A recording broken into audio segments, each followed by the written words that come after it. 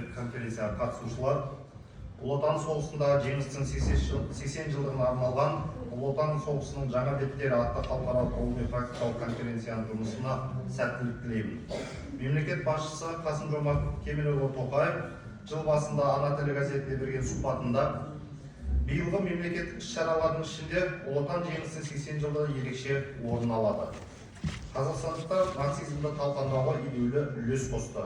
Біздің аталарымыз бен әкелеріміз барлық майданда жанқиярлықпен соғысты.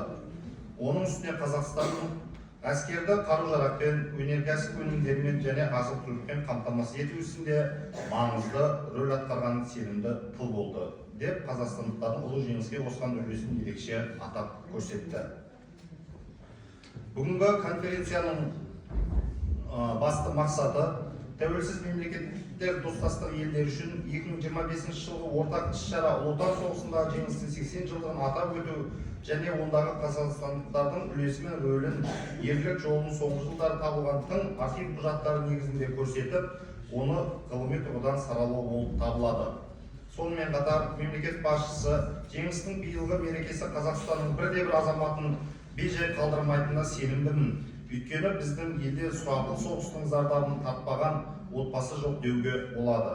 Соғыста қаза тапқандарды ұмытпай, қаһарман ерлеріміздің рухына тағзым ету, ел ішінде бейбітшілік пен тыныштықты сақтау баршаға ортақ парызымыз деп ұлы жеңісті атап өте отырып, одан шығатын идеологиялық міндеттердің бар екенін еске салды. Осы тұста айта кететінім, министрліктің бастамасымен қазіргі таңда батырларға тағзым сайты әзірленді, ұлттық архивтің жанынан құрылды. Мемлекет басшысы айтқандай, біздің әрбір қазақстандықтардың тұлғалары қатысты деді. Енді сіздердің өздеріңіздің ата-бабаларыңыз туралы мәліметті, соғысқа қатысқан кісілердің барлығының мәліметін сол батырларға тағзым сайтынан көре аласыздар. Бұған дейін память народа сынды, мемориал KZ сынды өзге елдердің сайты болып еді. Қазіргі таңда өзіміздің ең алғаш отандық сайтымыз ашылды. Оған 677 мыңнан астам құжат енгізілді, әлі де енгізіле береді. Сондықтан ол жұмыстың өзін жалғас таба береді. Оған қоса соғысқа қатысты архив құжаттарын сақтап отырған және архив 2025 кешенді жоспарына сәйкес ғылыми іс-сапарларға барып, Ұлы Отан соғысына қатысты тың деректерді іздеп тауып, олардың көшірмелерін елімізге алып келген архившілер мен тарихшыларымыздың айтары да, жазары да көп болар деген сенімдемін.